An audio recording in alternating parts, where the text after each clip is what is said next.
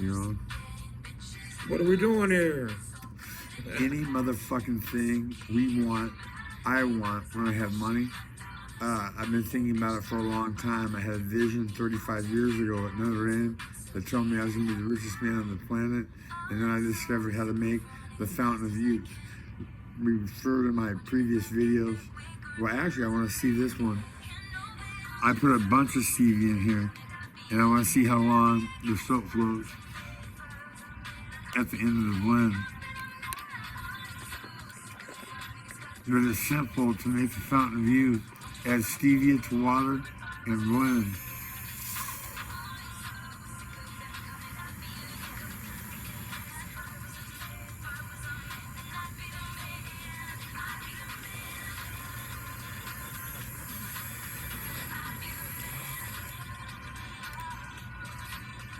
Get all that soap out of water, drink what's underneath, and your body acts like it's drinking the Fountain of Youth.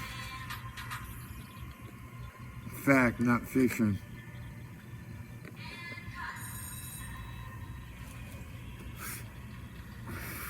So like I said, I've had a long time to think about it, Aleki. What I'd do, I would get all my criminal friends together. You know this to be true. There's more honesty and integrity on the criminal side of the yard than there is on the guards and on white society. Isn't it true? I would say so. Yeah, because white society, that's why they have lawyers and they have policemen to protect them when they lie, steal, cheat Donald Trump and get away with it over how many fucking years? Because they were born to money. I'm sick of the money class, and I'm going to wreck them with trillions of dollars. And you can see that white soap is toxic. It kills Peachy within 30 days of congestive heart failure. It kills Bob Johnson when it's reintroduced into his body. It's no good. And I figured out how to get it out. And I also figured out the fountain of orgasm for women, massaging the G-spot from the top and the bottom like a violin. That action, every time you touch fingertips, it makes her come. I'm making a video, 760-809-1744. I'm making a video on the violin, and it's going to show how simple it is. Come on, can you make me a coffee, brother, with my coffee? Thank you, brother. There should be a gray cup in there, just pour it in there, right? You put ice in there first and then pour just a little bit over the top of the coffee. Okay. Yeah, right about. Perfect. I met wonderful people at this house, Herman and Susan. I'm going to fucking legally skewer everybody who fucked with me along my path, getting Stevia, saving lives, famous, saving lives, Joe Rogan. You cost over 120 million because over 10 million people die each and every year from cancer alone. Did you know that, Aleki? No, I did not. Worldwide, over 10 million people die from cancer each and every year. And Joe Rogan knew about Stevia, knew that it was a miracle. When Diego Sanchez told him it was a miracle, I heard Diego. You're not familiar with Diego Sanchez because you don't follow MMA that closely. But everybody that follows MMA knows who Diego the Nightmare Sanchez is. Is he from San Diego? No, he's from New Mexico. Oh, okay. Well, they have a border between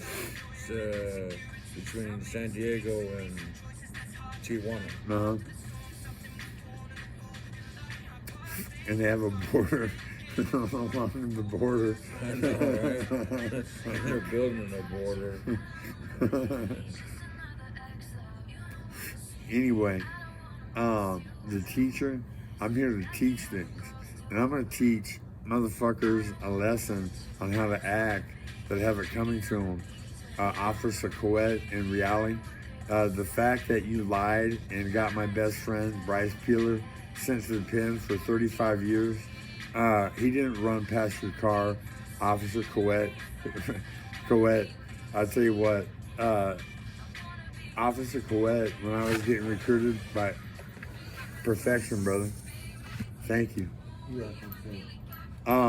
Officer Coet, when I was getting recruited by USC, he was actually playing at the strong safety position, and I was like, I was envisioning myself playing alongside him, and I was like, he's a weak link, but it's okay because he's only playing because someone else in front of him got hurt.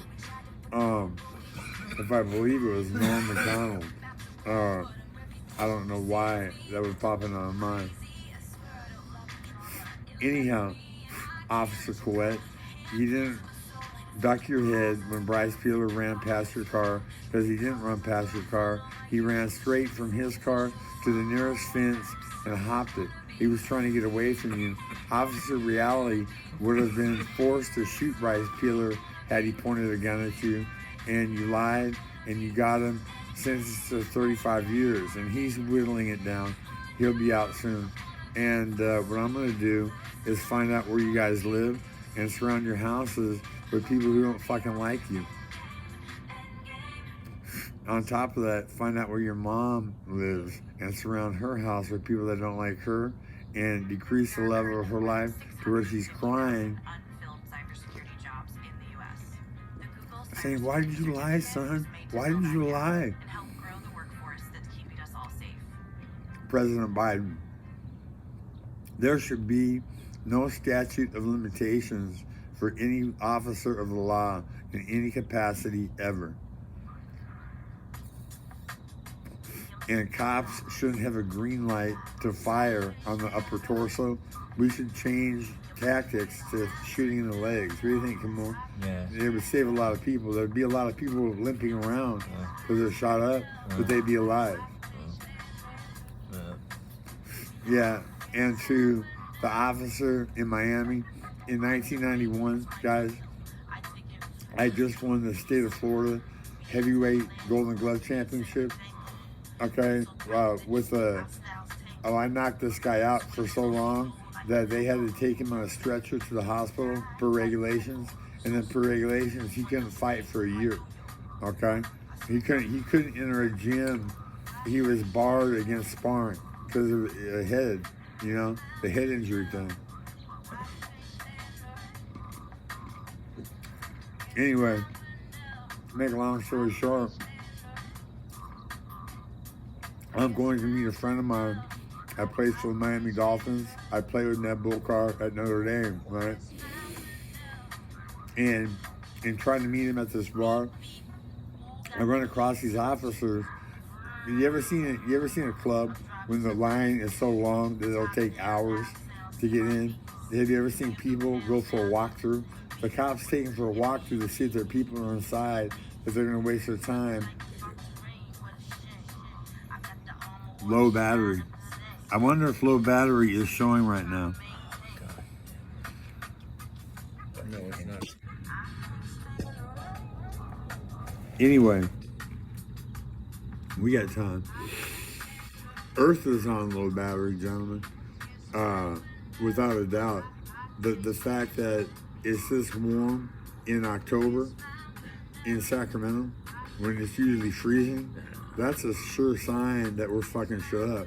But anyways, you ever heard of a walkthrough? Where you walk through, you see your people, and you go back and get in line, right? It's done. Well, I asked a cop for that, and he was like, beat it.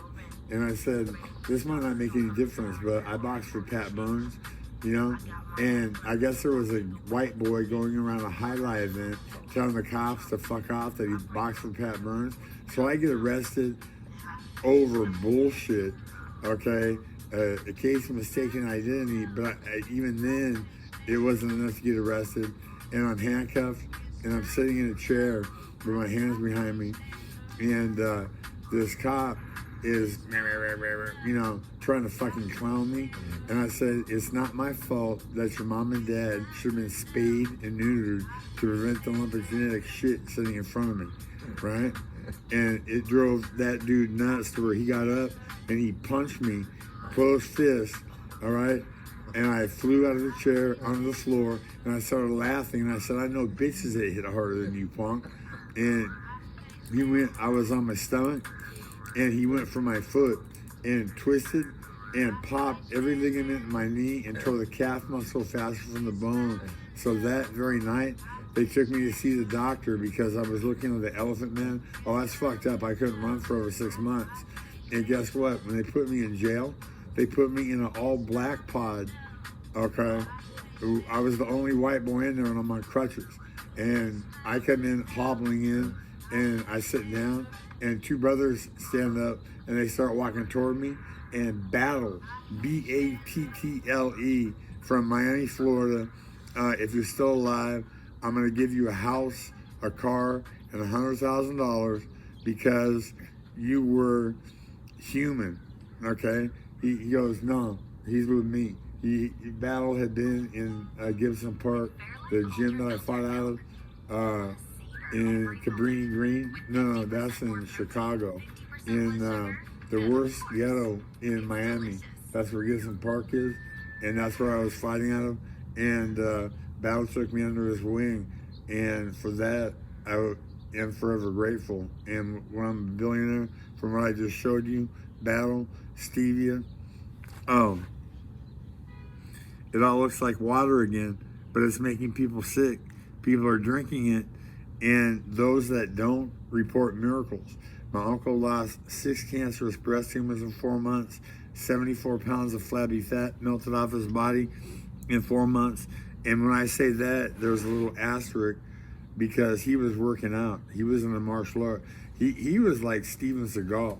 He was a badass motherfucker that killed people, or could kill them with their hands. Can I have a gold rush? I'll pay you back. I'm all out. I just do my last back. You're all out. Yeah, man. Well, thank you, sir. Anyhow, I'm the guy that figured out how to get that out of the water that we drink and Earth's water in general to save this planet. I'm here to save shit. I have Maitreya tatted, blasted. Would you say that Maitreya is blasted on my I stomach? would say so, yeah. Yeah, it's blasted on my stomach. I'm not embarrassed about it. I won the game. I discovered cold fission, stevia turning water into a fuel that can power engines, Elon Musk, and I'm going to become a contemporary. And I'd be willing to donate all proceeds of a fight between you and me, which is much more fair since you're over 6 feet and Mark Zuckerberg is a fucking little midget. I would donate 100% of profit to the homeless and the hungry that need our help. And here's a little something that we should do. For people that have the EBT card, free food stamps on a credit card, they should be allowed to buy rotisserie chickens because making them buy raw food and cook it, that's a violation of the civil rights if they don't have a kitchen. And many homeless that have EBT cards don't have the ability to cook.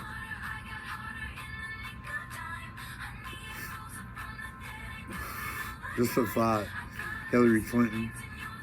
What you should do is have Bill play the violin on you.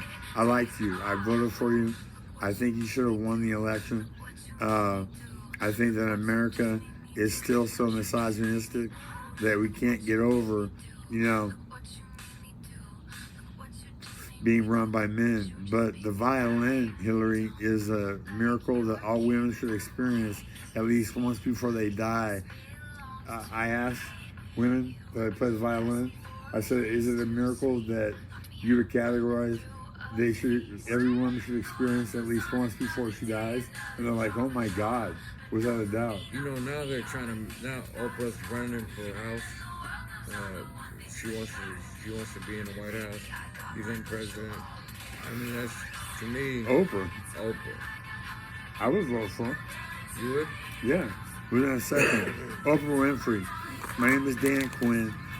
I should have been on Johnny Carson's show 35 years ago as an All-American playing football. I was 6'3", 235 pounds, and could cover black running backs man for man, shut them down, no fucking problem. Wide receivers, the same thing too. I would line up on the inside and say, beat me deep. They couldn't do it. All right? I did it at Notre Dame on film. I did it against, not against Tim Brown, but against starting wide receivers and Alan Pinkett that played for the Minnesota Vikings, I believe, as a second-round draft pick for a number of years.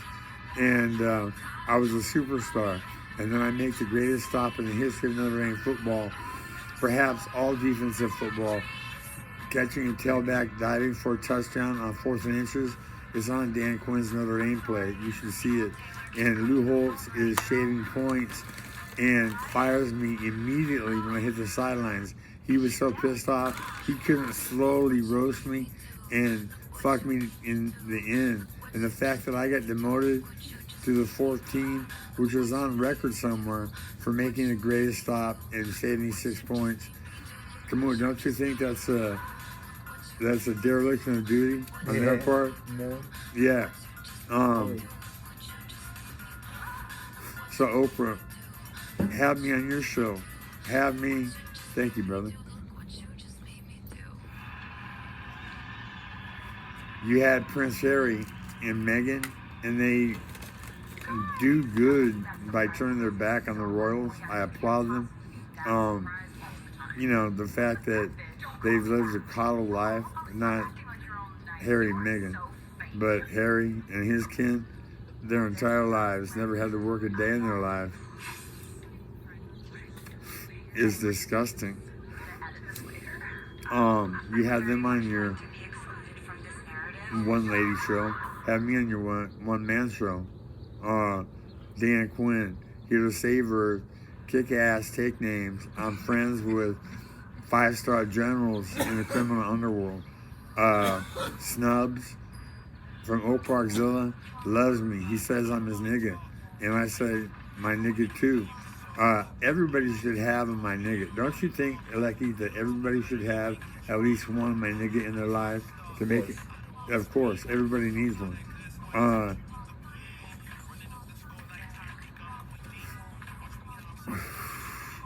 Spider, one of the original 14 that started and the rest are familiar. He loves me, Oprah. He said I could actually hook up with his guy. And when he was saying his guy, he wasn't talking local. He was talking international.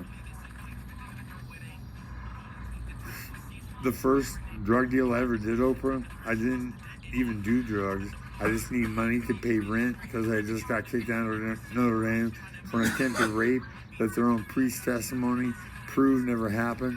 That was my first $1 million opportunity. Well, actually, my second $1 million opportunity, because the first was football. I was a top 5 pick. Deion Sanders, my nigga. What's up, homeboy? You're doing it at Colorado, and I wonder if you're going to stay there after your son's gone.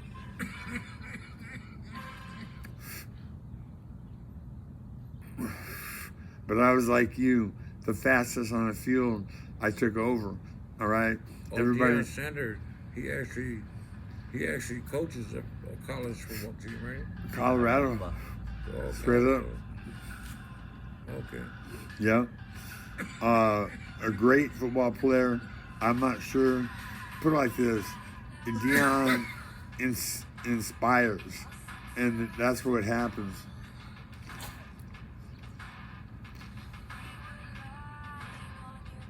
When you're a good guy, unlike Lou Holtz, who is a fucking monster. Lou, the fact that you and Donald Trump are ass buddies, and he gave you the Presidential Medal of Freedom when he's a molester of women, and you're a molester of young boys, maybe not sexually, but you fucking butt-fucked Marty Lippincott to where no one knows who Marty Lippincott is. Everybody in football knows who Tony Siragusa is, but no one knows Marty Lippincott's name. So Lou Holtz, what I'm going to do with money from my legacy is fry you and burn you in your fucking rotten grave in hell, punk.